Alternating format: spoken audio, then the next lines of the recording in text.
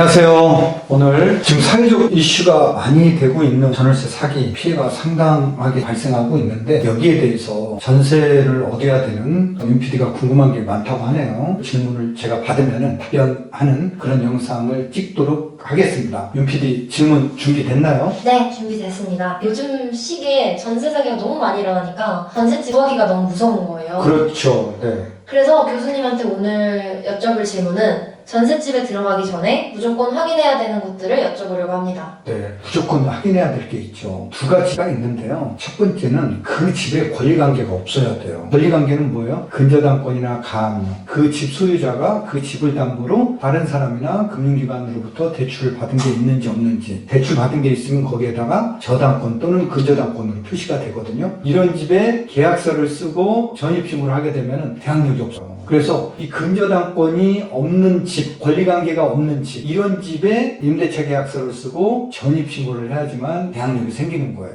그래서 이런 거를 고르자.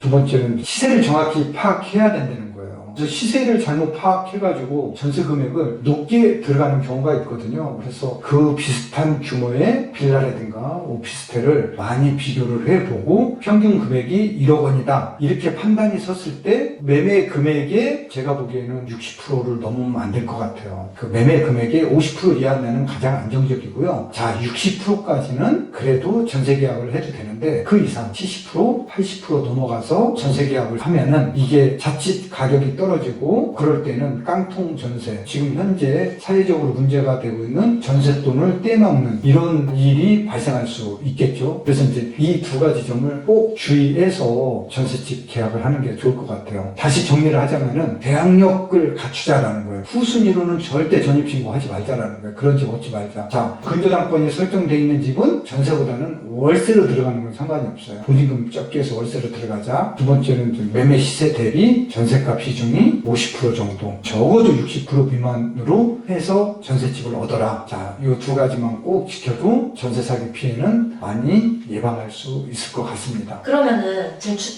주택임대차보호법을 임차인을 더 보호하는 방향으로 개정을 할 필요는 없는 건가요? 개정할 필요 있죠. 이런 일이 또 발생하지 않으리라는 법은 없거든요. 계속 추가적으로 일어난다라고 하면은 이게 정말 사회적으로 고질병이 될 수 있어요. 그래서 주택임대차보호법을 개정을 해서 선순위 권리가 있는 주택에 대해서는 아예 전세계약을 금지시키는 강제조항을 좀 넣으면은 이런 피해를 안 당할 거 아니에요. 그래서 이런 선순위 권리가 있는 주택에 대해서는 월세 계약만 가능하도록 법 개정을 하면은 조금 더 이런 청년들을 보호할 수 있지 않을까 그런 생각이 들고요. 두 번째는 주택의 금액은 주변 시세를 통해서 우리가 아는 방법뿐이 없는데 주택의 시세 평가를 정확하게 감정평가사한테 받고 감정평가를 받은 그 금액 토대 위에서 우리가 전세 상한제를 시행하는 법 개정이 좀 필요해 보여요. 즉 매매가가 1억이라고 감정평가사한테 평가를 받게 되면은 전세는 상한제를 도입을 해서 50%를 넘으면은 안 된다. 나머지는 월세를 해라. 이런 식의 상한제를 좀 두면은 이런 피해를 사전에 예방할 수 있지 않을까 그렇게 생각이 되집니다.